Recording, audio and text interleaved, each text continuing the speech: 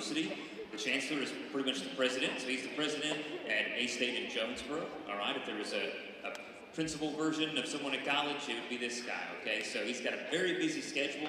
He's got stuff to get back to, but he's taking time out to come talk to you guys, share his experience with you. So at this time, if you would please be quiet, show some respect, and please give your attention to Dr. Kelly Dampus. So much.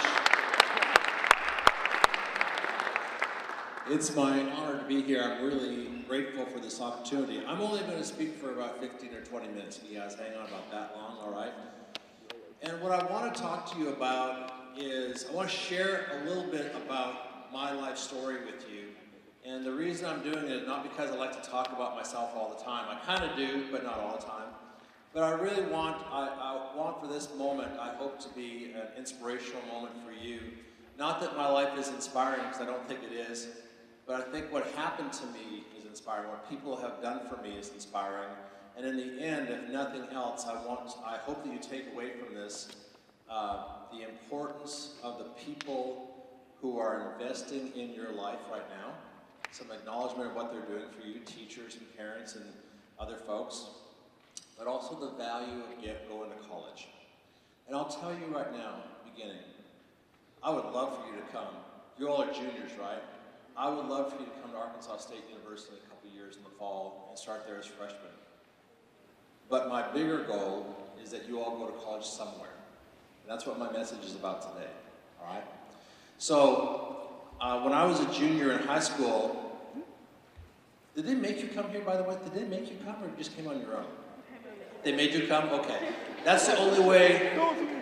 Thank you for being honest. That is the only way I would have come to something like this. I had no plans to go to college. I wasn't a very good student in high school. It wasn't that I wasn't brilliant. Okay, I wasn't brilliant. But it was mostly because I didn't get what college was about. I really wasn't really that interested in high school. I wanted to get through high school. My goal was to get out of high school and get a job somewhere. My best friend worked at a gas station. And back in those days, you actually could pump the gas yourself. You'd pull up, you wouldn't even get out of the car. The guy would go out there and pump the gas. And I worked in a grocery store. When my grocery store ended, I'd go to the gas station. While he pumped gas, I would wash windshields. And I literally remember thinking, someday my friend Randy will quit this job and I'll get his job. And my goal was basically to work in that gas station. So this is a little fishing village up in northern Canada. I had no dreams about going to college. The only way they would have gotten me to come to a place like this is that they made me to come. In fact, we never had an assembly like this. I never had anyone from a university come and talk with me. And as far as I knew, I didn't even, not only did my parents not go to college, my mom had grade 9, my dad had grade 12, but I didn't even really know anyone who had gone to college. Now, in retrospect, I know how dumb that is, because all my teachers surely must have gone to college, but it was not something we talked about. And my teachers didn't say things like, boy, if you work hard, strive hard, and go to college and you get ahead. They were in the same mode I was. They were just trying to get me out of high school. Not that they didn't like me, they just wanted me to get my high school diploma and to move on. In my high school, there was a graduating class of about 40, 45 kids, and I think only 2 or 3 of those kids went to college. This little fishing village in northern Canada. But in February of my senior year, I moved down south. My dad got a job down south, and I moved to a smaller town. This is much closer to the US border. And that graduating class in that high school, a bunch of kids I didn't know, it was probably about 50 or 60 kids in that class, and almost half of them were going to college. This is February of my senior year, and they're all talking about going to college. And I'm like, going to college? What are you talking about? And so it wasn't until April of my senior year that I started thinking, well, maybe I should go to college too. And so I ended up applying to a local community college that was nearby. Basically, if you graduate from high school, you're automatically into this community college. And one of my other goals, by the way, my friend Randy, who worked at that gas station, still works at that gas station. If I'd have waited for Randy, I never would have got that job. I'd probably still working at that grocery store. But I ended up going to this community college because another dream that I had was to become a police officer. And they had a law enforcement program, and they actually literally had a poster in my high school outside the counselor's office that had a picture of a police officer and said, come to Lethbridge Community College and become a police officer. I said, well, that's how you do this. I mean, I had no clue. And this is April of my senior year. I apply, I get admitted in May, and then I go off to college. 17 years old, I graduated a year early. I skipped kindergarten. I was such a brilliant kid, I could read. My mom, think about my mom, 9th grade education, adopted me as a baby, was a foster parent, taught me how to read and write before I went to kindergarten. When I got there, the teachers put me in grade 1. So I graduated, I was 17 years old. I ended up graduating from that community college at 19. I couldn't get a job as a police officer, so I got a job as a prison guard. So I worked as a prison guard for 3 years before I could figure out what to do next with my life. So I was a 19-year-old prison guard. Nobody here is 19, but you guys get close to that. Can you imagine being, you're not 19. Are you 19? Good for you. Can you imagine being a prison guard right now? You're not 19. Can you imagine being a 19-year-old prison guard? I was not a very good prison guard. You know how I know I wasn't a good prison guard? Because at the end of my second year, my supervisor wrote in my annual evaluation, I'm not kidding, I still have it, Damphus, having you come to work is like having 2 good men out sick. Yeah, that's pretty brutal. He'd rather have 2 men out sick than have me come in. So I knew I was not long for that job as a prison guard. Somewhere along the way, my second year in prison, one of my former instructors from that community college saw me and he said, hey, what are you doing with your life? And I said, I don't know. I'm working in prison, I'm doing a life sentence 8 hours at a time. I'll probably work there for 20 years, retire, then I'll get a job somewhere else. I had no vision for the future of my life. And he said, hey, I've got a vision for the future of your life. Why don't you come to my house this Sunday? I've got an idea for you. I went to his house and he said, you have a lot of potential. I don't think you're fulfilling your potential.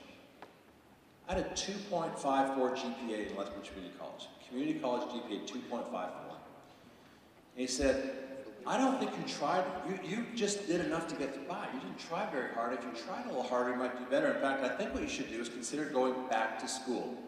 The last thing I want to do is go back to college. I didn't want to go in the first place. I didn't have a particularly good time when I was there. But that instructor encouraged me to go back. And it reminded me of something that happened to me in the 10th grade. Actually, the 11th grade, the beginning of the 11th grade. I had the same teacher from the 11th to 12th grade in English teacher. I loved him in the 10th grade. 11th grade, I thought I was going to own the world because I already knew this guy. We had a great relationship. And I was jacking around in class one day, and he stopped class. I was like sitting right where you are in the turquoise blue shirt. That's you. And he said, Mr. Damphus, what happened over the summer that turned your brain to mush, which is like porridge? He called me out because I was kind of acting like a fool back in class. So I said, that's it, I'm getting out of this class, I'm going to drop out. As class ended, the bell rang, I started to leave, he calls me out and says, hey, sit down. Sits right here. And he said to me the same thing, put you under pressure now, right? He says to me the same thing that Mr. Harrison would say to me 3 years later. You're not trying hard enough. I think you can, all right, I don't want to pick on you. But that's what he told me. And I was like, he said, I embarrassed you, didn't I? I said, I probably shouldn't have embarrassed you. But you can do better. So now I have a teacher in high school who's saying to me I can do better. And I have a former instructor from my community college tell me I can do better. People who don't know me very well probably know me better than I know myself. And they were right.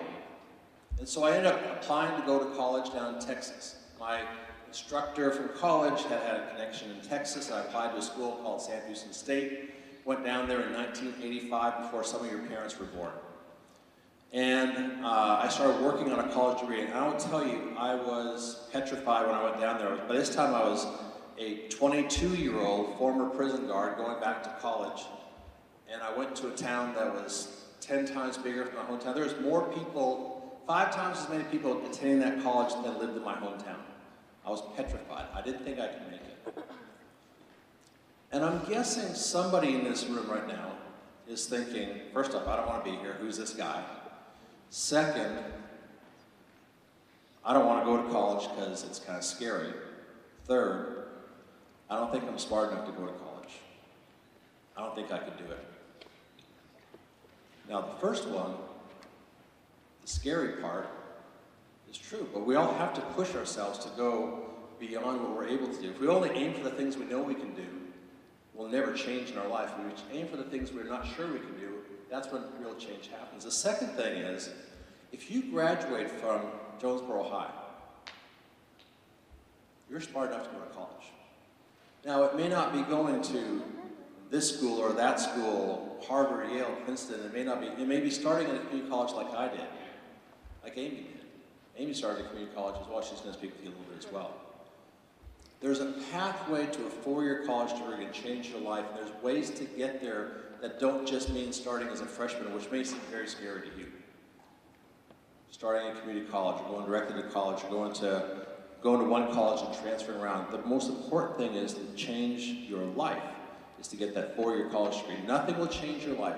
No investment is more important than that opportunity to get that four-year college degree. And I'm just talking about, you could just talk about money. The lifetime earnings of a four-year college degree graduate is over $1 million more than someone who just has a high school diploma. That's the monetary reason for going to college, but there's more than that. When you go to college, it puts you on a pathway to become a different person. The change in your life from being a high school senior to being a college graduate is the most change that will ever happen to you in your entire life. You will never experience change like that four-year period, or 5, or 6. It took me 7 years to graduate. I started in 1980, graduated in 1987. It's okay. It takes some people longer. I had a little 3-year break in the middle in prison. When I was in college the first time, petrified of everything, not knowing how college worked, because I couldn't ask my mom and dad, like, what's happening. I met a woman named Dr. Pauline Lovelace. She became my advisor. Someone said that you got to go meet your advisor. I want to talk to my advisor.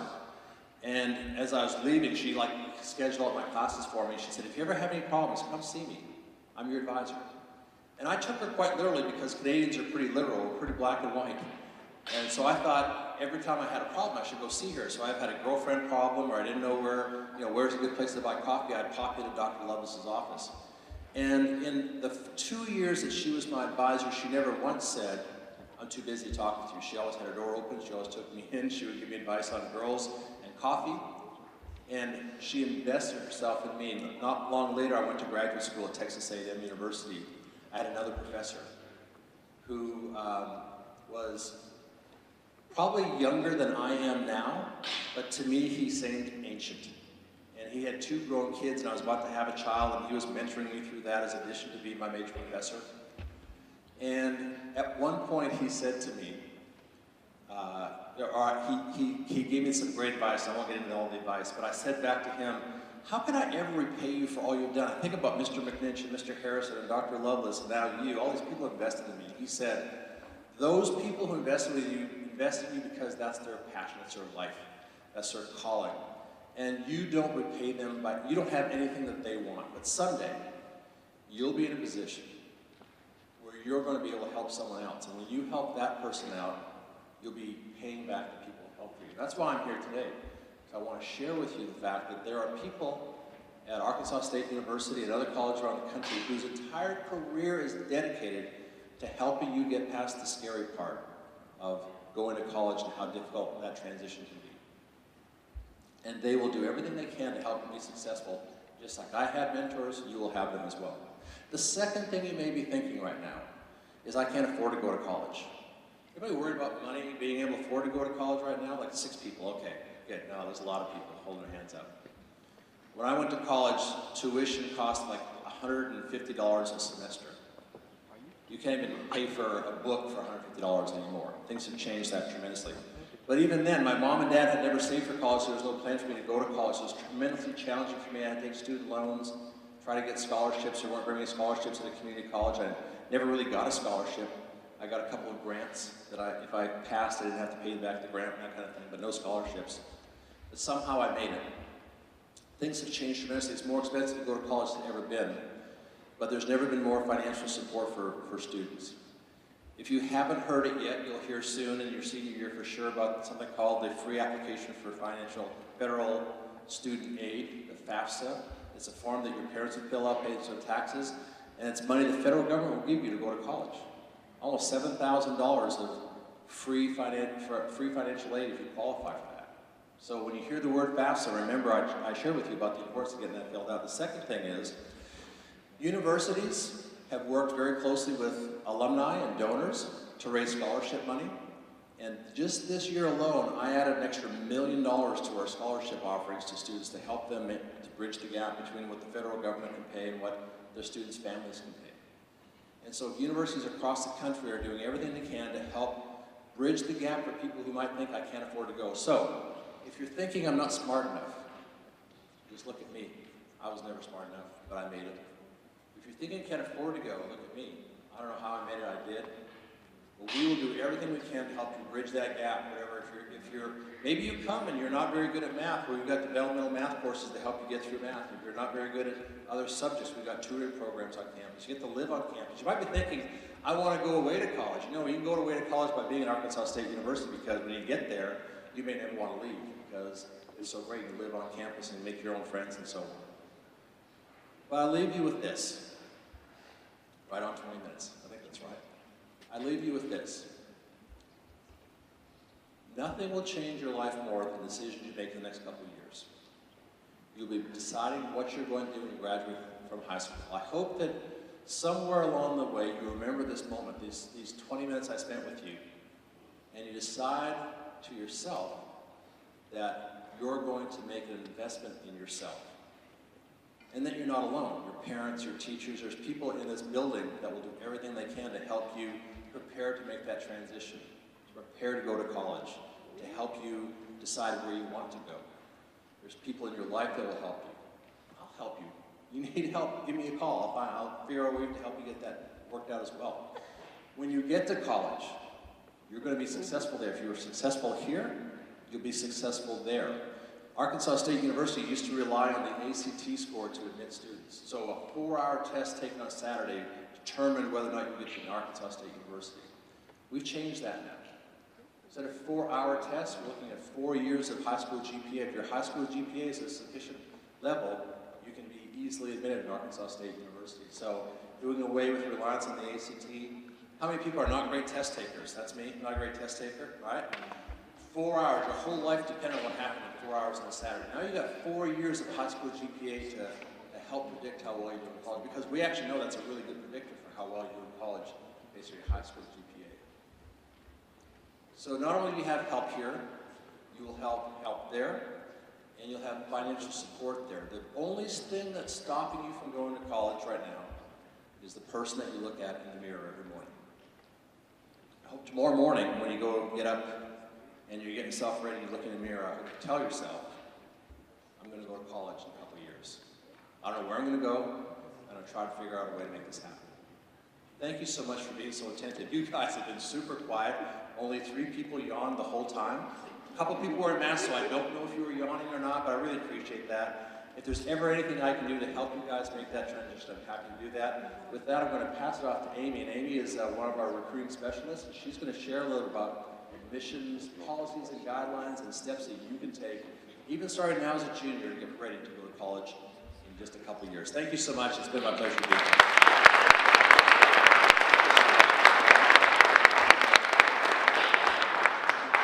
Good morning. That's good. So my name is Amy Clark. I am your admissions counselor. So when you get emails and postcards, have any questions, I am your main point of contact. So, everybody take out your phones. I'm going to give you my cell phone number. Because I have cards, but what happens to cards? You put it in your pocket, it goes in the laundry, and then it's gone forever. So save me in your phone right now. 870. Oh, I'm sorry, I couldn't hold on to that. You ready? All right. 870. 680-0620. Go back. I'll go through it again. It's Amy, A-M-I-E. Ernestine Clark, you can just do A-B-C, if that's easier to remember. 870-680-0620. And it's actually a cell phone. You can call or text me anytime. There is no such thing as a stupid question. If you have asked the question 18 times and have anxiety and need to hear the answer again, go ahead and text me, call me. I will answer your question the best that I can. Consider me your A-State Google. Wait, what is the Google? A-M-I-E. Who has been to visit campus? An official campus visit, not I'm visiting a friend or went to a ball game. It has to be an A-State.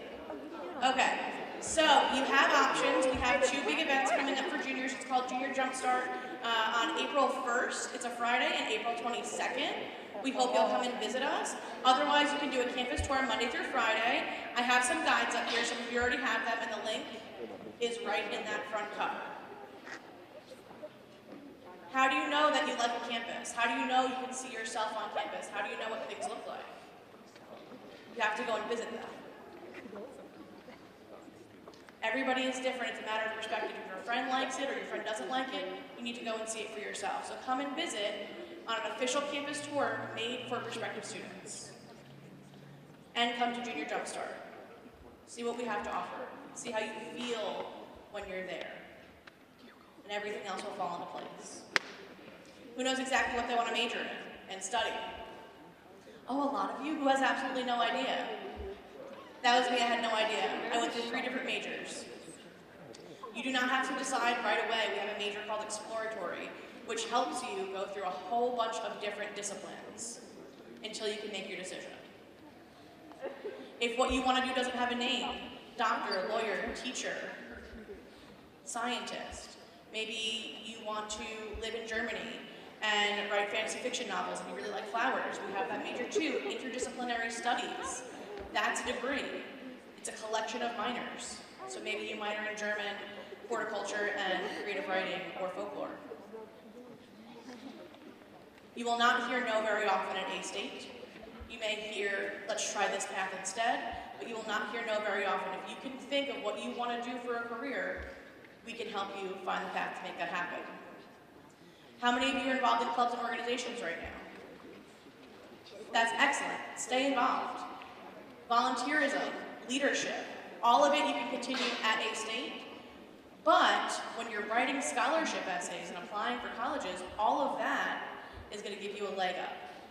You have good grades, and I volunteer, and I'm involved in this club and organization. Does that make sense? Does anybody need my phone number again? Me. Yeah, okay. If y'all have any questions, please feel free to call me. Y'all are going to get an email sometime tomorrow asking you to fill out a form with your contact information. I will pick 10 people who completely fill out the form to get an A-State swag box. It's a bunch of stuff. Yes, it's a bunch of stuff. It's not just stickers. So make sure that you're checking your email tomorrow and you fill it out.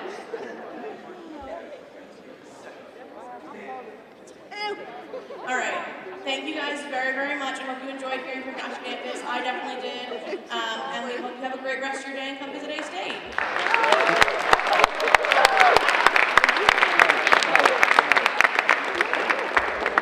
We will dismiss 5 sections. Is that fine? Okay, so this section, you guys go ahead. Everybody else sit down.